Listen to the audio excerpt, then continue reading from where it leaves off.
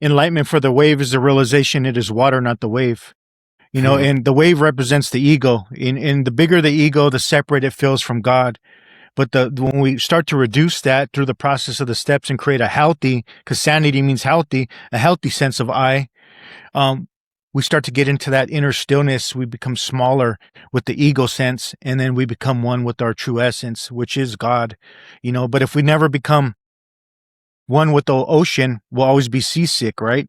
And then you always see people thinking something's wrong with them, and they can't even take credit for the sobriety. That's a blasphemous in AA, right? Sometimes when you take credit, give yourself credit. Like, you made these amends. You took responsibility for your sobriety.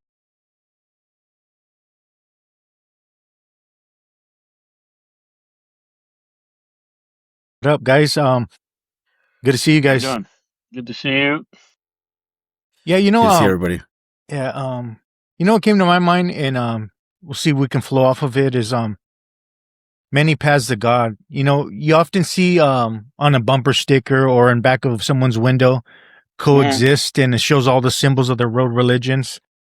But then, there's a lot of war and discrimination. But what I like about the 12-step community is we get to have our own conception of God, and I think that shifted everything for me when I was brand new. But and I highly respect it, because you get people, you kind of have religious tolerance, because people come from all kinds of backgrounds and belief systems, and Alcoholics Anonymous or the 12-step community. You get Christians to Buddhists, people just love yoga or find their own, call themselves spiritual, and some people are into mysticism. Some people are just very religious, and some people are atheists and agnostic, which even opens up the higher power thing even wider. Bill said it makes it easier for some people that don't believe in God. So I don't know. I just thought it's pretty cool to talk about the God word and the God of your own understanding, because a lot of times when we're reading this book over the years, I realized, hey, wait, I'm supposed to have a God of my own understanding, but we're reading this big book over and over, and we're fall back into Bill's understanding. I know we have to start somewhere, but yeah, learning how to be true to your own path in the fellowship and in the program is a good topic to talk about. Yeah. Well, I think for me, I see that the 12 steps originated from a Christian-based program. Okay. And the God of your understanding back then might have meant Presbyterian or Baptist or thing like that. But it was in today's time, 2026, God of understanding, like you just pointed out, that you have Christian, Buddhist, spiritual, all these different avenues. And recently I was in a meeting and it just occurred to me, and the thing that brought us in that door is pitiful, incomprehensible demoralization. I said, that's relevant. Your story is irrelevant. And that's an immediate hit to the ego. Like, how dare you say my story is irrelevant? Well, DUIs, blackouts, whatever you want to call it. To me, that's irrelevant. The thing that's relevant is pitiful, incomprehensible demoralization. And then the end goal is happy, joyous, and free. Now, if you think that's God's will or spiritual will to be happy, joyous, and free, how come? I was thinking about it. That there's the steps right there on the wall. You do them, and you get to be happy, joyous, and free. It would seem like it'd be a no-brainer to go from here to there, and you go through here to get to there. And that's when it dawned on me: you can't reverse engineer this experience of God. You need to experience it first and foremost for yourself. And once you do, you can read the big book and, oh, I understand that. I get this. You can read any other book and it relates because you have a direct experience. And I think a lot of times people just hover around hoping that they're going to get it through osmosis. And it's not going to happen. That's the conscious decision that has to happen every day. And that's where the 11th step is such a vital part and a crucial part to this whole thing, sought through prayer and meditation to have a conscious contact with a God of your own understanding. I mean, that pretty much sums it up.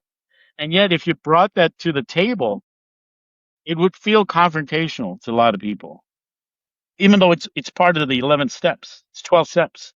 And so that's why I feel like the experience of that divine is extremely necessary to bypass this trap of constantly going back to the thing that caused the addiction.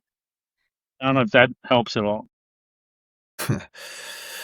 You know, for me, it can be complex. There's a lot of strings and branches to that God word and the different perspectives and approaches. But first and foremost, talking about a belief system versus a no system, because I believed in types of gods that were preached from the pulpit and from churches and from religious groups. You know, the Savior complex, the Jesus, the forgiveness of sins, all those types of things. But my experience working the steps when I take action has kind of undone that truth for me. I no longer accept that truth or that belief that I had at the beginning, because I know higher power in a different way. And first, I had to deconstruct those old beliefs and those old truths. And I think that's a lot of struggle with people, because they're trying to gain an experience, a new perspective on higher power, source, God, but they're still have the old versions of it in their mind and in their head. And they think that you can just come in and add to it, and it's going to work out fine. But you know, in building a house, in a structure or something, you have to strip away the old. You have to uproot old plants and things. You don't plant in dirty soil, right? That dirt's got to be clean. So you got to uproot those old belief systems and make space for the knowing that's going to come next through the experience of working those steps.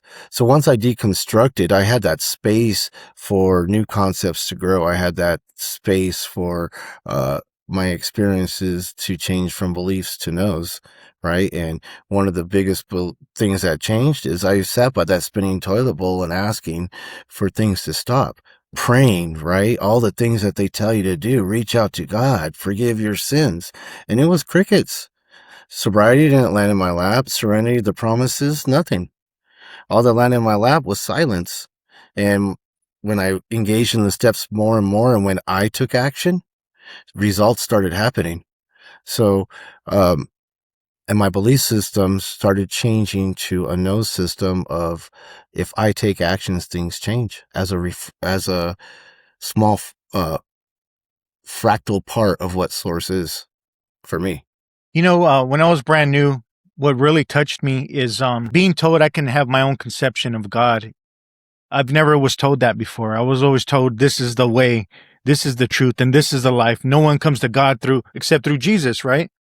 And that never felt right to me, even when when I wasn't into any of this stuff, right? But when they said I could have my own conception of God, that changed everything for me. And I became open to the God word.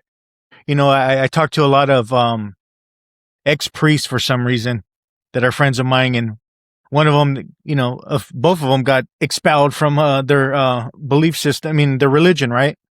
But one of them was saying, you know, he had a realization that, you know, the way is love, the truth is love, and the highest form of life we can experience in this third dimensional reality is love. And I agree with that, because and love brings unity and brings connection. You know, it brings higher consciousness, and it brings healing.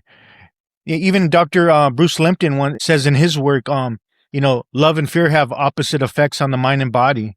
You know, whether one wants to believe in God or not, when we learn to live on a spiritual basis or utilize these principles in our daily life, it changes everything in us, even our gene expression, through our perception, our shift in perception, right? But yeah, it just something about this love thing really got me in having my own understanding. Today, I know it's beyond understanding, you know. And then when you really tap into that, like Atul was talking about, that direct experience, you start to see that permanent divinity that's dwelling in all beings, even the ones people's behaviors I don't like. They're unconscious of it. You know, it's all unconscious. But you know that you're one with the trees, the birds, the jerk that's cussing people out over here, you know, but we're all connected, you know, we're all connected, and there's no separation. The book talks about being shut off from the sunlight of the spirit, And I don't think we can ever be blocked from God because God is our true essence, but I fall into that illusion of separateness through this life experiences, and then I fall into this spiritual amnesia, I live in this conscious separation, thinking I'm separate from everyone. But I think it's like I said, the word recovery means to get back, and we go back to our true essence, our true nature, through those direct experiences. I also think, in addition, like, the who you are in the beginning of sobriety and as you evolve shifts. And my sponsor was fantastic, and it was there for a lot of crucial moments. Once again, it's a living exchange to help you through some difficult periods. And then I got a sponsee, and to me, it's like passing the baton and going through the steps, which actually do work and are really well put together. Uh, Watching the tenacity and the perseverance he had to do it properly and seriously. And today he's got over 9 months, but he's truly happy, joyous, and free. And he's got his connection to his God. And that statement that's in the rooms of live and let live. If all religions adapted live and let live, there'd be no warring, because it's like, this is what I found. Oh, this is what you found. That's great, because ultimately they all point to within you, and something clicks inside a person. And the program AA is fantastic because both Dr. Jekyll and Mr. Hyde reside inside, both of them. And every day is a choosing. And so sometimes I feel like God gets a bad rap. If it's bad, it's God's fault. No, you get to choose. And once you make that choice apparent, that I can experience that feeling today, then one day at a time makes sense. Live and live makes sense. And then you go, oh, I can also be addicted to joy. Just like I was addicted to the emptiness, I can be addicted to the joy. And it's like, that's why this program actually works, because no one has to tell you about the hell you experienced. That pitiful, incomprehensible, whatever it was for you, you know it. You know it intimately because you've experienced it. And to make that transition, this program works, but then you have to bring so much more of it every day. And that's the joy of being interconnected on a different level. And I told my sponsee there's a cheat code to staying sober. Help anyone do anything. And that's so simple. It's like, yeah, because it's such a joy in seeing the light come on where it's been dark for so long. That is priceless. And that, I think, is the beauty of being human, you know? And if that's the primary thing, then everything can augment and assist that.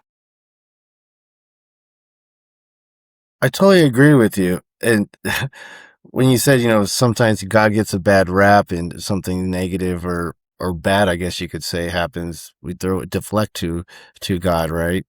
But I find that's one of the traps of the rooms, is that we take an inventory and we take credit for all those bad things, but we're not really doing an inventory.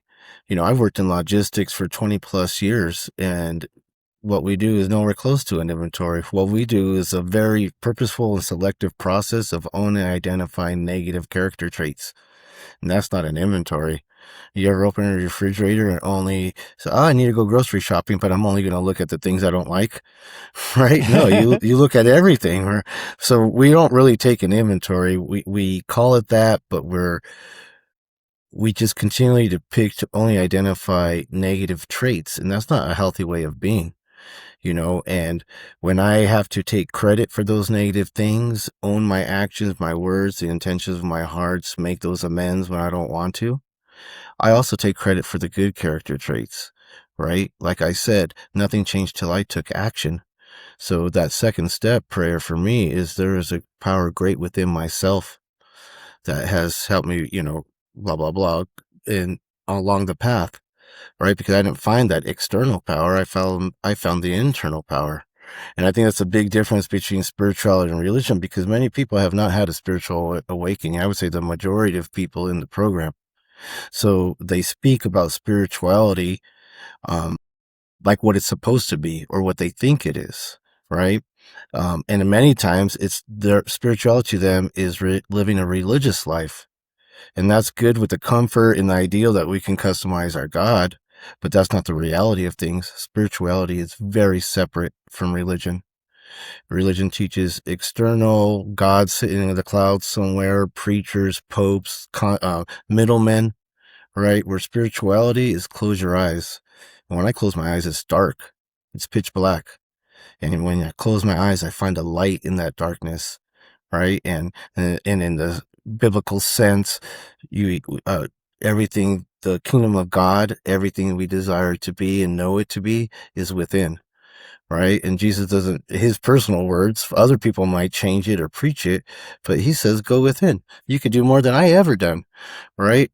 So for me, the power is all here. And it's like the waves in the ocean, right? Every wave is beautiful, doing its dance, doing its frequency, doing its vibration, but it no more can be separated from the ocean than I can be separated from source. We are one, and that's the way I approach it.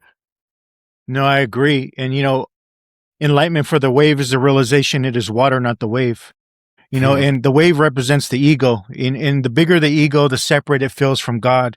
But when we start to reduce that through the process of the steps and create a healthy, because sanity means healthy, a healthy sense of I, we start to get into that inner stillness. We become smaller with the ego sense, and then we become one with our true essence, which is God. But if we never become one with the ocean, we'll always be seasick, right? And then you always see people thinking something's wrong with them, and they can't even take credit for the sobriety. That's a blasphemous in AA, right? Sometimes when you take credit, give yourself credit. Like, you made these amends. You took responsibility for your sobriety. Religious conflict in the 12-step community, I've witnessed that as a newcomer.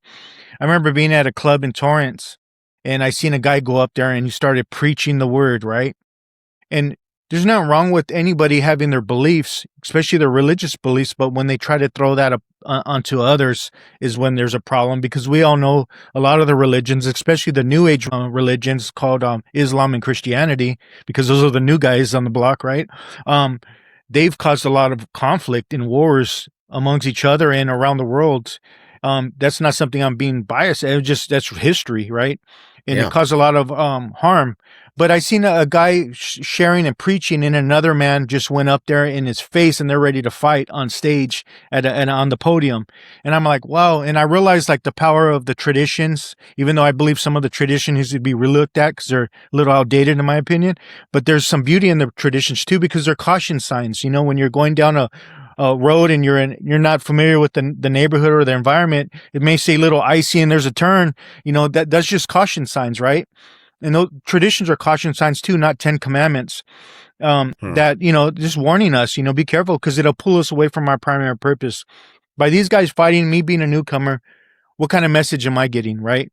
And if they say it's about seconds and inches, our lives are on the line, then that can harm a newcomer in a way, right? Because it's removed us from our primary purpose, is to help the alcoholic still suffering. So I realized that. I remember getting up there too. I think I had like a year and a half probably at the time, but I went up there and I shared on John Lennon's quote, "I believe in God, but not as one thing, not as an old man in the sky. I believe what people call God is something within all of us. I believe what Jesus, Buddha, Muhammad, and all the rest said were right. It's just the translation's gone wrong. And all the spiritual geniuses throughout the ages all pointed to go within you. And then when you tap in within you, somewhere along the line, I like to say through the process of these steps, the A in agnostic dropped. And then it left me with the word Gnostic, which is connected to the word gnosis, which means knowledge. It's direct experience with the divine. And the big book says it perfectly. He had found God, and in finding God, he found himself on page 158. And that was my experience, and it shifted everything in me. And I started to become more pure in heart. But at the same token, when a person's coming in initially, the desperation is so intense. The shame and the guilt and all of that is so intense that concepts of spirituality, God, religion are way out the window. In fact, they don't even see the steps. What they're seeing is a lifeline. Like, hopefully I feel I can belong here. as battered and bruised as I am, I can belong here. And I like that God is a group of drunks because it just shows that, hey, man, in our fallibility as broken human beings, we're there to support one another through this journey. And, whether you come and get it or go out and come back, the inner struggle only the human being knows. And that's the irony of this thing, that it's not a one type formula that this is the way it's going to work. Your sobriety worked for you your way, and mine's going to work my way, and yours is going to work your way. And but and one of the traditions is so the really the only desire for membership is desire to be sober. I mean, to stop drinking, right? And so it's like just enough to put a crack in the door, to get your foot in the door. That's it. And then where you go from there, that's up to you. And I was thinking, those three doors are very definite: jails, institutions, and death. There's not 4, 5, and 6. And the other one, it's a never-ending thing about discovering more and more of yourself, discovering more to be of benefit, to feel that experience every day. It's almost like you wake up in the morning, you understand where you're at, you fill yourself up with that feeling, you empty yourself out throughout the day, and the next day you fill yourself up again with that feeling, whatever you want to call it. And then you go, that's such a contrast from where the drug or the alcohol owns you, to where you're going, that obsession's lifted and you genuinely feeling happy, joyous, and free. And it's like, that's what life is all about, because we all have to check out. And when we do, what's the answer going to be? Did you get what was given to you? Did you get what the gift of time was given to you for, or did you not? It's just that blunt and simple. And I think there's so much beauty in the template of AA. It's but how each person does it. That's the beauty that I get to learn from on a daily basis from everybody who's working it in their own way. I love that. And I love that you brought up the requirement for membership is just a desire to stop drinking. To me, that is the most perfect pitch ever, because me and most likely you two and a whole bunch of other people have this raging ego that doesn't want to surrender yet. We just barely got in that room.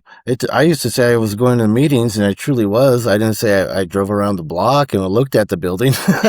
And then one day I actually went in, but when you have that resistance and you don't know how to surrender yet, and everyone's telling you to sit down, be quiet, blank the F up, all that stuff, just listen, you don't know exactly what to do, and it makes it easy on you. I don't have to really do anything.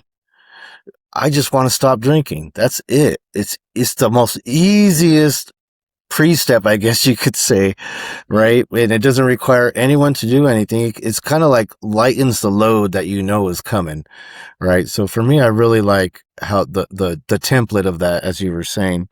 And then I go back to what Boo Boo was saying earlier about God and the experience of what that is. In my I had a very intense spiritual awakening that was not planned. It was not anticipated, but I was in a very deep meditative state.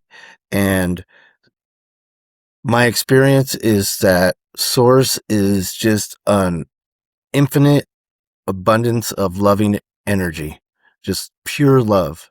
And the only other feeling that exists is fear. And we live it. So we either live in that Christ consciousness of love, or we live in fear-based things. And fear-based are our uncontrolled emotions of anger, sadness, worry, guilt, shame, anxiety, stress, sadness, loneliness, isolation, all those things. We look at them as each being individual in addition to fear, but they're all derivatives of fear. So for me, there's only love and fear. And the natural innate abilities and things that Creator made us with was wanting to explore, wanting to inquire, wanting to discover. That counters the fears that we have and allows us to go out and be part of that nature, be part of this wonderful place that Creator made for us, right? And so, like right now, I am the most free in this program I've ever been. And I'm more and more coming to an understanding that A is just one single branch in all the infinite possibilities of life, right? And even in that single branch, it's a smaller single branch in how people can recover and live better. And even in that, it's a micro as far as all the individual different perspectives and customizations of higher power and source. So for me, I guess I'm saying it's not central to my recovery, to how I live anymore. It's part of the framework for sure, but in the freedom, the possibilities are so endless. It keeps shrinking, and I could live in that freedom more and more. I love that. I want to ask you guys something. Like, how do you feel about? And I'll share my experience. Helping people. Do you believe we need God? Because there's a lot of people that don't need don't want to believe in God, right? I mean, one of the early AAs, Jim Burwell, didn't believe in God. His story is the vicious cycle. But I love. I've learned. This is the cool part about like step 11. Atul brought up. I learned to. I always hear people. I used to hear people over the years. I only know how to sponsor the way I was taught how to sponsor, right? And I always go back to, well, that tells me they don't practice step 11 before step 12 to pray only for the knowledge of the divine will and the power to carry us out, right? Um, so I've learned to do that, and through doing that, I learned to not have a black and white sponsorship. I learned to really intuitively know how to handle each person individually, because everyone is different. Everyone comes from different walks of life and backgrounds and experiences, right? And perceptions. So, if someone's Christian, I can speak to them in Christianity. If someone's, I helped someone that was from that they came from, they love the ancient Egyptian, belief systems, their African roots, right?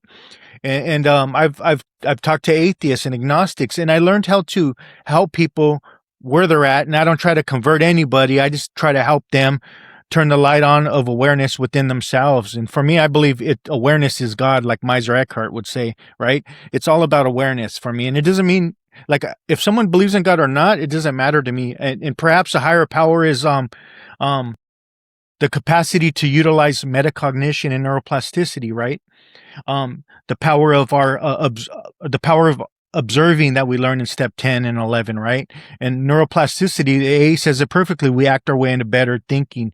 We act our way into better living. We can't think our way into better living. We have to act it. And neuroplasticity, when we start to practice having gratitude, start to practice these principles in our daily life, and start to practice to have service commitments and being of service to others, we start to fire and wire new circuits, and the brain's rewiring itself. So sometimes in step 2, I like to tell someone if they have a hard time with the higher power or the God word, is came to believe in a new way of living that can restore you to sanity. What are your guys' thoughts on all that? I'll let you go, Atul. To me, the God thing is a personal thing. I don't see a problem with it, because it's like when you experience that, there's nothing to force on someone else. If you're just believing in it, then you're forcing your belief on someone. If the intention is to help someone escape the claws of addiction, that's the root thing here.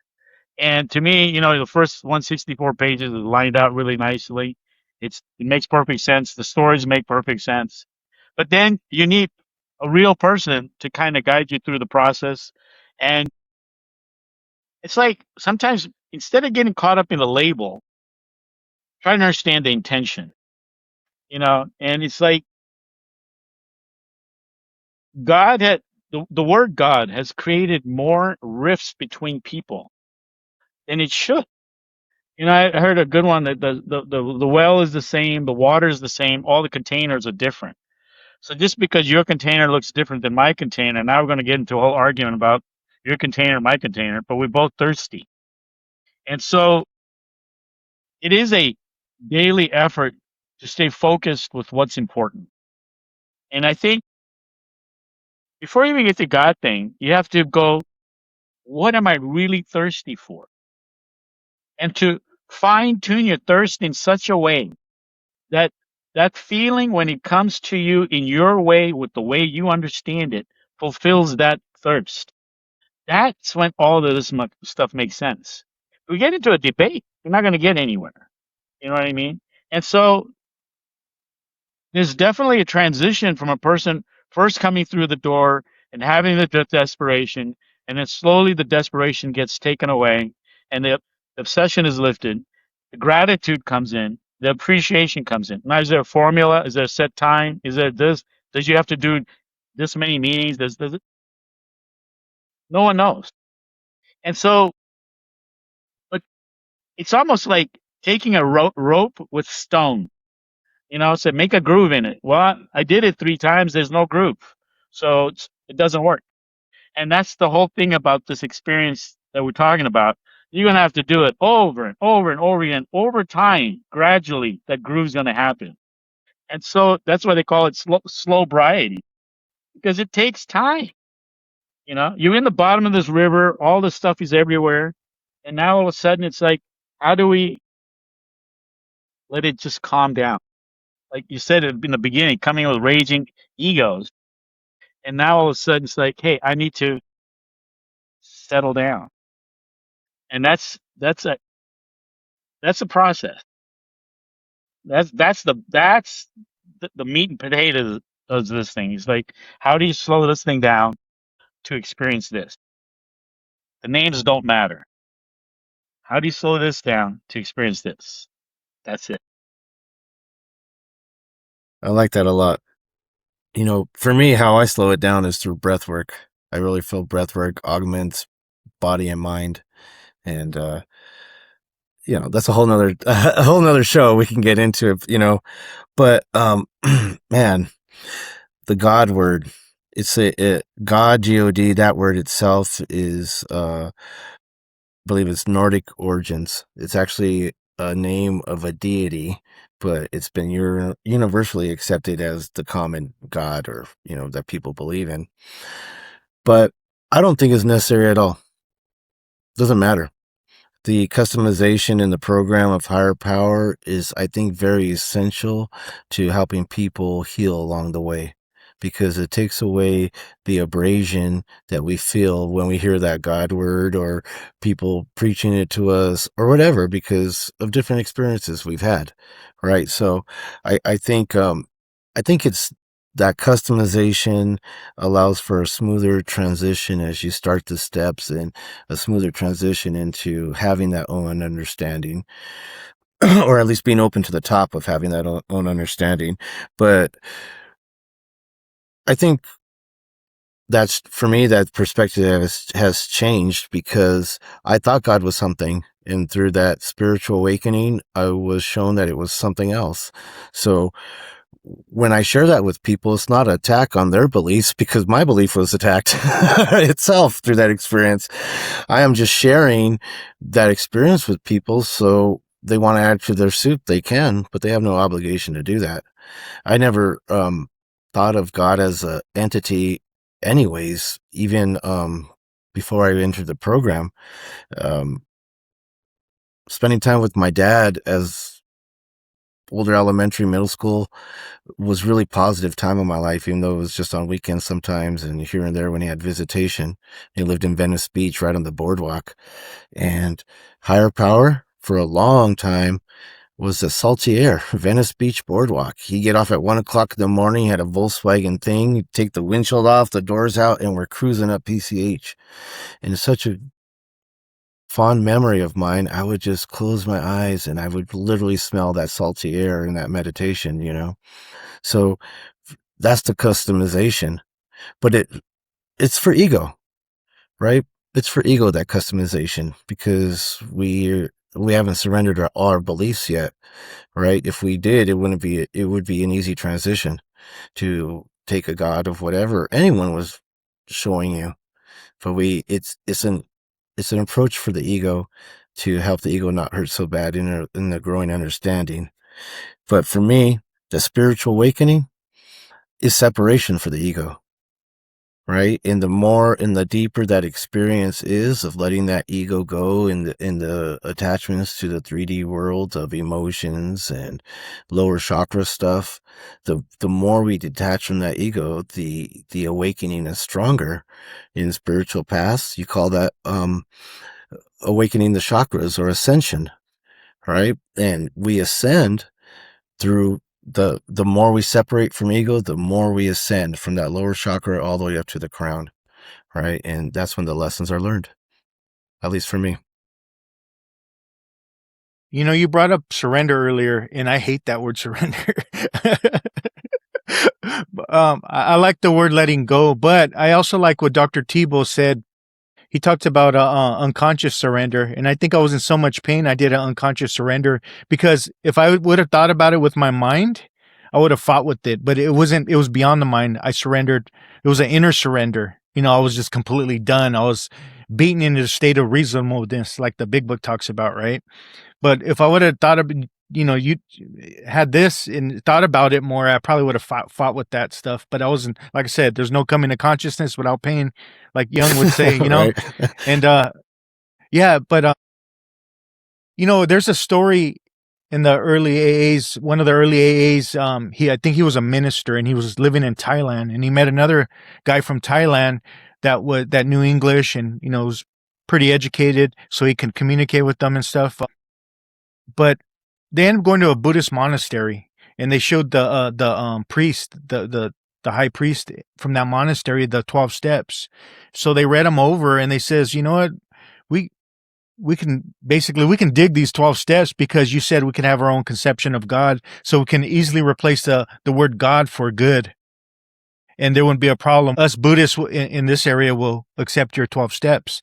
And if you really think about it, if we start living in this goodness of life, replace the word God for goodness, being a better person, being more kind, more aware, more mindful, that can change you. You don't have to believe in some deity or some religious belief, but everything has consequences, right? Whether good or bad, positive or negative, whatever you want to label it, but everything has consequences in this experience. And when you live on the good side of life and try to be more mindful, or not take things more personal, you know, or make assumptions, and just really try to have understanding, I think that can change you. That can help you become sober, you know, and that can create health. So I don't think people really need to throw the God word on people if they don't want it. And, you know, I've talked to a number of old timers over the years, and not every old timer, but there's been some old timers where says, if they don't believe in God, I'm not going to I can't sponsor them. I even met another guy. He wasn't an old timer, but he had a number of years under his belt, like 10 years or so, or actually probably had a year more than me. So he probably has like 18 years now. But he said, he once said, and this is not too long ago, and when I was in Arizona, he says, if they're not a Christian, I can't help them. You know, and okay, that's his belief system. That's cool, but I don't believe. I'll help a Christian. I'll help a atheist. I'll help a Muslim, or whatever you want to call yourself. Um, you know, it just, I think really, it's really about the human condition, and really having a understanding and love for this human experience. I totally agree. You know, it's funny because at House of Frog we have a regular, we do lots of stuff, but Monday nights are our regular session. But I call it oikos, Oikos, which is a religious term, and it's contradictory to the things I practice, because I absolutely try to practice non-religion. But that term, I just love it, and it means your church group. Right? Your church community, I guess, in religious terms. Like a But sangha. for us, it's that spiritual community. And oikos, though, it's really exactly what you're describing. And I always use the person at work type of example. The guy who, you do the work, gets all the credit, gets all the privileges, you know, even conceited, smartass, all those types of things. Just the guy we don't like at work. But somehow those people always seem to catch the attention of a manager, a supervisor, or something, and then that promotion comes, right? And that pay raise comes, and this person gets it. right? And the typical response, at least mine, was like my thoughts in my heart. I was burning down his house in my mind, you know. But the truth is, the oikos principle, putting the others first before you, right, and it goes along with the principles before personalities, is that it doesn't matter his character defects. It doesn't matter that he can openly tell you that he hates you every single day. Good morning. Oh, F off, right? Makes no difference. You know that raise is going to positively impact his family. It's going to help those kids have food on the table. It's going to reduce his stress and worry about having to work all these hours all the time. It just makes his load a little lighter, provides, right? All those types of things. And it's because that condition of the heart, you see it and you want it for them. You're like, man, my time's going to come. And yes, Creator, thank you for allowing this to happen in this person's life, right? That's the oikos principle. And I think that's what you're talking about. Because for me, everyone's like, I don't know. I just think that Creator does not care what you do for a living, who you hang out with, where you go, bars, not bars. You only talk to AA people. I don't think that is it at all. He care less. I believe our purpose is to treat everyone with love and kindness and empathy, as I just described. And what we do here matters not. We could do anything we want, right? As long as that's our approach and our perspective, it's living in that love, in that Christ consciousness. And I also like the part that says you can't transmit something you haven't got. And we only know a little. God will constantly reveal to you more. That statement is so beautiful because you could have 50 years of sobriety or 5 days. It applies the same way. And so the common denominator is if you go down that other road, boom, it's right there. And so you're on a razor's edge every day. And it's not, I think originally getting sober is a lot of fear involved. Like, what will people think and this and that. After a while, it's like, and I'll never forget it. There's one particular person said, no one can ever shame you for your truth. And it's true. You do go through a lot of pain to come to certain understandings. And then when you go, those are earned understandings that you have. And whether someone gets it or not, it's okay. You get it. And even if you look at Bill's story in the beginning, she's saying, I tried to get all these people sober and it didn't work out. It goes, but you so. And that's pivotal because a lot of times we feel like, do I dumb myself down? Do I make myself small? No, you just be you. That's the Yeah. best contribution you can ever make to this world. You becoming just you. That's it. And then you feel like, oh, then I can accept the good, bad, and ugly and everything because I own all of it. But I get to choose which one gets to go in the front. And it's not always perfect. That's a nice thing about, when I heard progress, not perfection, that was the best thing I ever heard because everything is about becoming perfect, perfect, perfect. Perfect is death. Progress is beautiful. When you try, you fail, so what? You try again.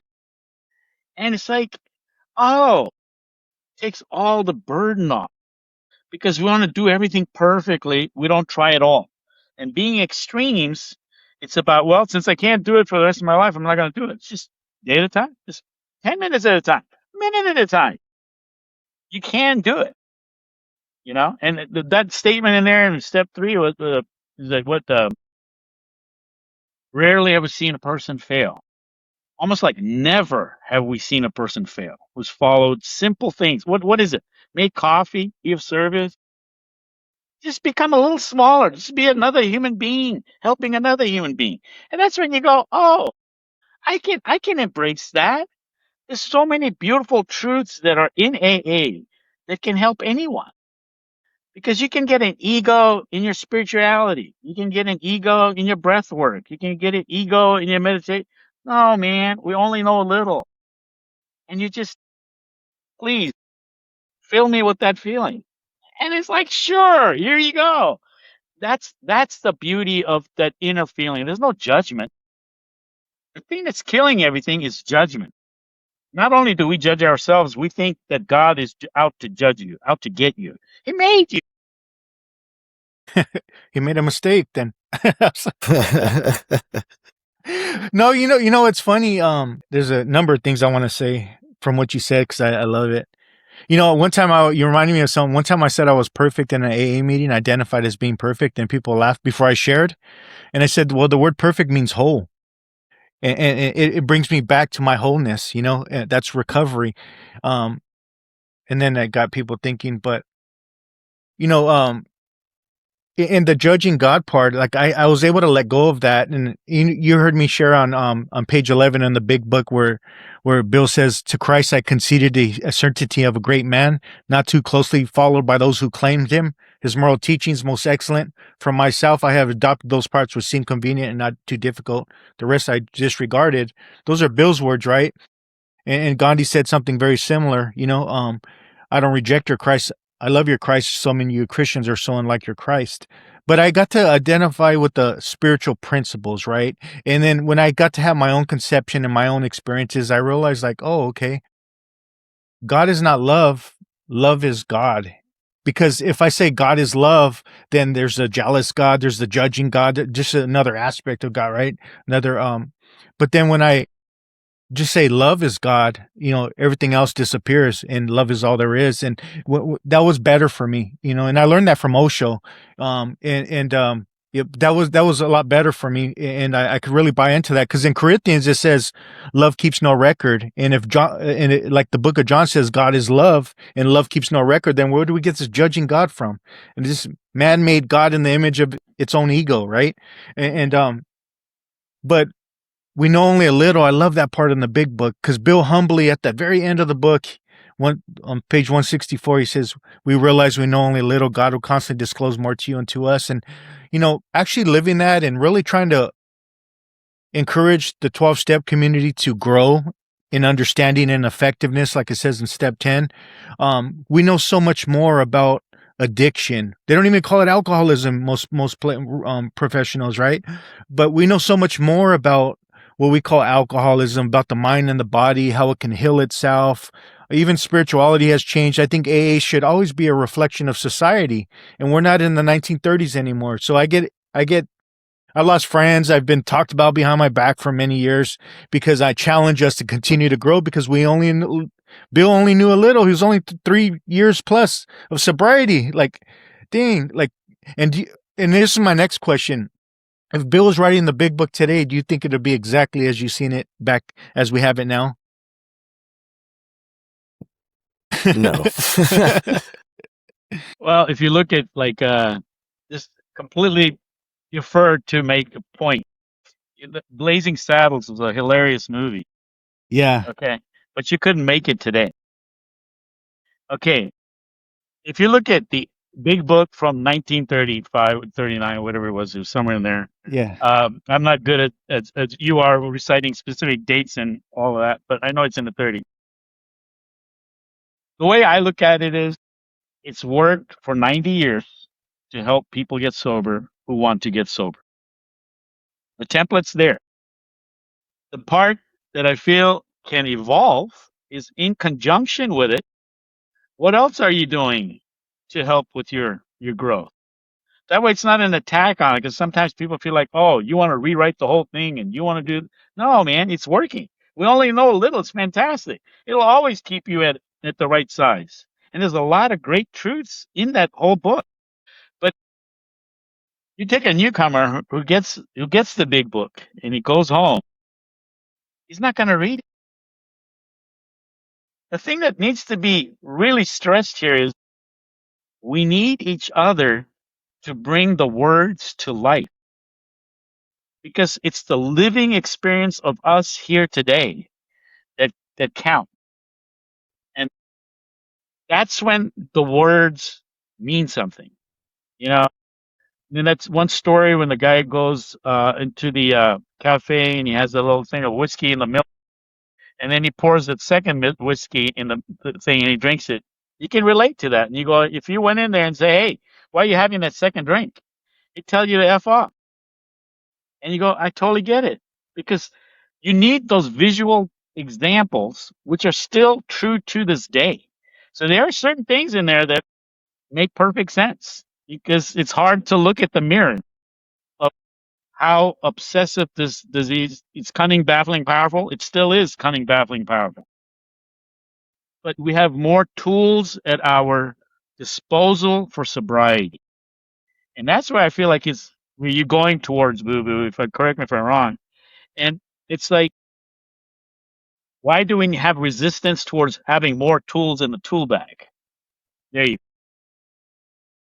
I think the resistance part is, people had to change from what they believed to accepting AA truths, right?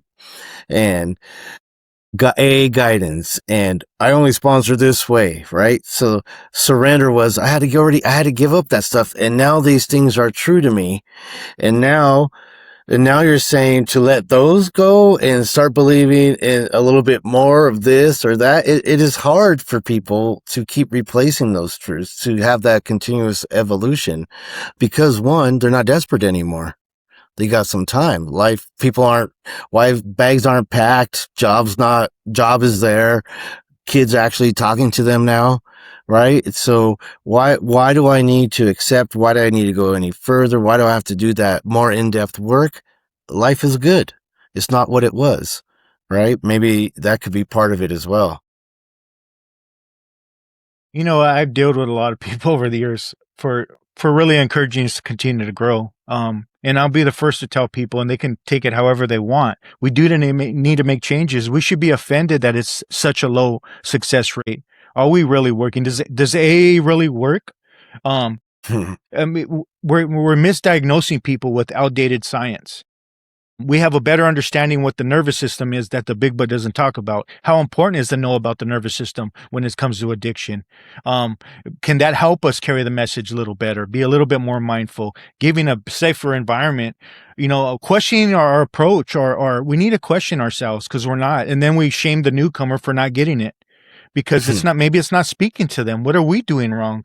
What kind of robotic customs and that we're content with, but what's not working what's not speaking to people. So I think I don't want to have the same type of like I said the last one. I don't want to have the same type of telephone as Bill and Bob in today's society. I'll give you guys that telephone and see how it works for you guys in a month. But I think we got to continue to evolve and really question ourselves. And I think if this ain't a religious program, then why are we holding the big book as gospel? We should have some more literature with some new information. What is modern science telling us? What do we know with almost 100 years of experience since then? The book was written, AA was jump started, right? What do we know now? What can we learn more? What can be more useful? What's outdated? What's not working as much? I think we just got to continue to evolve. And I think that's what Bill was all about. And I talked about it last time, was that healthy trial and error. Just continue to, he talked about good dogma, bad dogma, just continuing to stay open-minded and in alignment with what modern science is saying. He called it modern medicine. But I think we're not doing that as a collective. We have blocked ourselves off, in many ways. And I think we do need to look at that, and the old timers need to loosen up and practice what they preach, willingness, honesty, and open-mindedness. And I think we got to be careful with shaming the newcomer for not getting it, and start maybe taking responsibility for that too, in some kind of, in a healthy way. Because I know we're not in the results business, but what can we do to be a little bit more better? What can we do to serve people in 2026, not 1939 or 1950? That's just my little opinion. But I love that because, I think if they would write that book today for the first time, that would be the most significant difference. Is there should be no allergy mention of it in there, right? The modern science, the pseudoscience should explain exactly what it is. And like you're saying, the lymphatic and nervous systems, the receptors, pain receptors, emotional pain receptors, physical pain receptors, that is that is the issue, and that is what science has identified, you know. But also, when you address it with the new science, I think the rate would go up because it's you know your body better. You know exactly what it is, right? And when you know yourself, to thine own self be true is for health too, for physical ailments and stuff. It's not just the way we think. So I think that's a really good, significant difference if the book were made today. But also going back to mentality, like Atul was saying earlier with those, I only sponsor this way, those types of things, formal and informal traditions. I think traditions block us a lot from our growth, because traditions, it could be different in any room you're sitting in of how they do it or this do it, yet they preach it. And some of them contradict what the big book says. For me, I would revamp traditions or even, you know, something like that. But, you know, my bucket list. Well, they do say that, you know, each group is autonomous. And I think something that would help is like taking someone who's actually done the steps or has got a year of sobriety and ask them what worked for you, what really helped you to understand your sobriety and take it seriously, what didn't work for you, what was a turnoff. And you take someone with a year who's actually done the work, because it's crucial that they've done the work. Because having done the work and seen the results, then you can say, okay, this works, this didn't work. Like, oh, okay, now we really need to look at the parts that don't work to try to change, at least shift them a little bit better. You know what I mean? And so then it'll be more current, because I think it was difficult then and it's difficult now, because what's bottom line is that you don't want to give up your familiar hell for an unfamiliar heaven. Hmm. That's the, no amount of science and any of that stuff's going to shift that basic precept. No matter how much you redo anything, why aren't you willing to give up something that's going to kill you towards something that will free you? That's the fundamental question. And that's a difficult one to answer, because only you know your answer. And that has to be asked on a daily level. So Hmm. it's confrontational, and people don't like confrontation because that forces you out of your comfort zone, and people don't like to come out of the comfort zone. So you have a catch-22. How do I get you to grow Especially if outside the work's comfort required. Right. That's so true. There was a talk by in the mid '80s by a trustee, and he talked about our growing rigidity. But at the end, he describes being there at Bill's last public talk. Bill's walking up stage, could barely walk, like he was wheelchaired in.